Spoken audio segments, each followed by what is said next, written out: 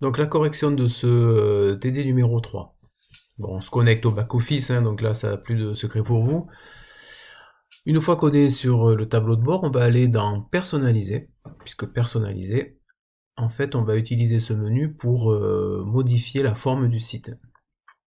Et la forme du site, c'est essentiellement des modules qui sont installés. Donc on va cliquer dans module installé et là on a l'ensemble de tous les modules qui forment le site, qui forment la structure du site, et notamment le menu principal. Le plus simple, c'est quand même d'utiliser la recherche en tapant menu par exemple, et on va tomber sur le module qui s'appelle menu principal, et on va le configurer.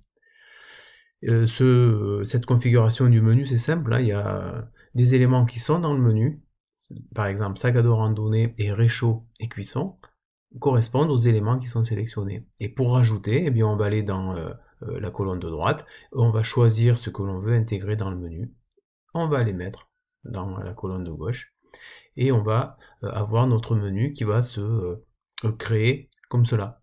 Hein. Donc il suffit de choisir en fait les éléments dans la colonne de gauche et les mettre, pardon, les éléments dans la colonne de droite et les mettre dans la colonne de gauche. Et inversement, bien sûr. Une fois qu'on a choisi, eh bien, on va vérifier que ce que l'on a mis dans le menu eh bien, s'affiche bien sur le site. Il suffit d'actualiser et on a bien toutes les catégories ici que l'on avait choisies pour mettre dans le menu. Voilà, donc rien de bien compliqué. Au niveau des attributs, c'est un petit peu plus complexe, hein. Les attributs et les caractéristiques. Les attributs, ça va être simplement tout ce qui va permettre de proposer des tailles, des couleurs différentes, mais pour le même produit. D'accord ? Donc pour ajouter en fait un attribut, il suffit de cliquer en haut sur le plus et de choisir par exemple couleur, et on va rajouter des éléments dans ces attributs. Voilà. Et on peut aussi bien entendu modifier la façon dont l'attribut sera affiché. C'est important pour les couleurs. Hein. On a trois façons d'afficher les couleurs. Et on va aller voir ensuite sur le front office comment ça se passe. Donc on peut vraiment adapter chaque couleur, on peut adapter les attributs à ce que l'on veut.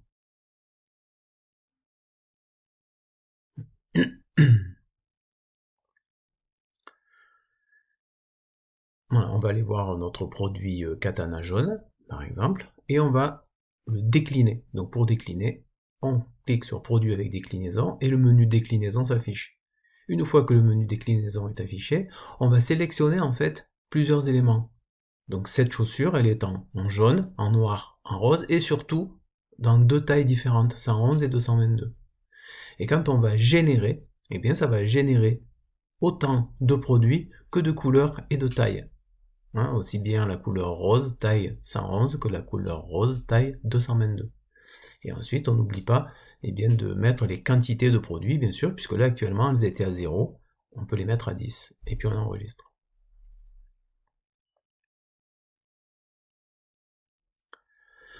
On vérifie sur le front office, le katana, on a bien nos trois couleurs. Et si on fait le processus d'achat, eh bien on va avoir nos trois couleurs, on va choisir une couleur noire par exemple, avec une taille 222, ou une couleur jaune, etc., etc. Et quand on ajoute au panier, on voit bien la couleur et la taille qui ont été choisies. Donc les attributs, ça sert vraiment à ça. Et quand on commande aussi, si on faisait la totalité du processus de commande, on aurait bien notre produit avec la couleur et la taille qui correspondent.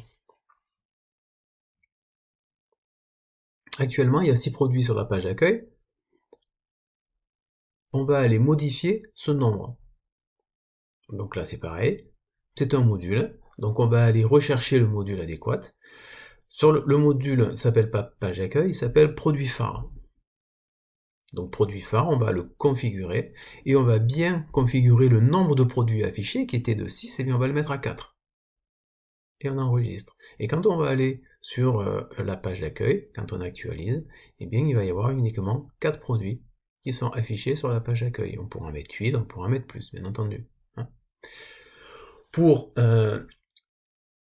sélectionner les produits affichés sur la page d'accueil, on va aller dans Produits, et dans Produits, ici, sont affichés sur la page, eh bien, les produits 1, 2, 3, 4, on les voit bien, hein, ils sont ici, là, 1, 2, 3, 4. Hein. Alors qu'il y en a un qui n'est pas affiché puisqu'il n'est pas actif. On voit que c'est les 5 premiers, hein, mais il y en a un qui n'est pas affiché, l'attente, puisqu'elle n'est pas active. Pourquoi on a tous ces produits qui sont affichés sur la page d'accueil? Parce qu'on a sélectionné, on a filtré la catégorie accueil. Si on ne filtre pas la catégorie accueil, eh bien on a l'ensemble des produits. Mais si on filtre sur la catégorie accueil, d'ailleurs on pourrait filtrer sur d'autres catégories, hein, si on voulait afficher uniquement les chaussures de randonnée, voilà ce que ça nous donnerait. Mais si on veut filtrer tous les produits qui sont dans la catégorie accueil, eh bien voilà. Donc pour qu'un produit s'affiche sur l'accueil, il faut qu'il soit dans la catégorie accueil. Et ensuite, eh bien, on va pouvoir modifier l'ordre en faisant des cliquer-glisser. Voilà, on prend le produit, on le glisse en première position. Il était en 7e, il va venir en première, on enregistre. Et si on regarde le produit, eh il est bien en première position, ce katana jaune. Toujours aller vérifier sur le back-office que ça fonctionne. Il peut y avoir quelques bugs. Notamment ici, on a actualisé, on a fait toutes les manips, mais ça ne fonctionne pas. Parce qu'il y a il faut aussi actualiser sur le serveur PrestaShop. Pas sur votre ordinateur, mais sur le serveur qui héberge PrestaShop. Pour ça, on va dans Paramètres avancés, Performance, et on va vider le cache. Quand on vide le cache, on remet à zéro ce qui se passe. Là, on n'est pas sur l'ordinateur, on est chez l'hébergeur. Là, quand on actualise, cette fois, eh bien, le katana se retrouve bien en première position. Voilà, c'est bien important d'aller à chaque fois vider le cache. Pour modifier une image du carrousel, c'est pareil, tout ça ce sont des personnalisations, donc c'est un module. On va chercher carrousel, on fait attention à l'orthographe, et quand on fait carrousel, on va le retrouver, on va configurer comme on a fait pour le menu. Et là, voilà, on a actuellement les images qui défilent dans le carrousel. Ces images, on peut les modifier, bien sûr, en choisissant une autre image.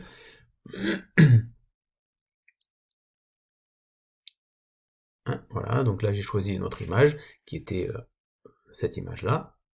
Et bien on va modifier l'image du carrousel. Il suffit d'avoir une image à la taille voulue. Et quand je fais actualiser, et bien la première image du carrousel, elle est comme ceci. Voilà. Au niveau des réductions, on va aller dans catalogue promotion, et là il y a deux types de réductions, règle de panier ou règle de prix catalogue.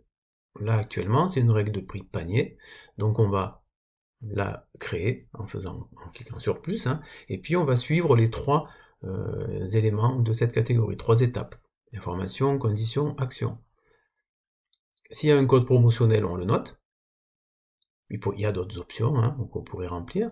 Là aussi, dans les conditions, il y a pas mal d'options que je vous propose de regarder, et notamment la quantité totale disponible, c'est-à-dire qu'il y aura simplement 50 ici produits qui vont bénéficier de la réduction. Donc c'est les premiers qui seront servis.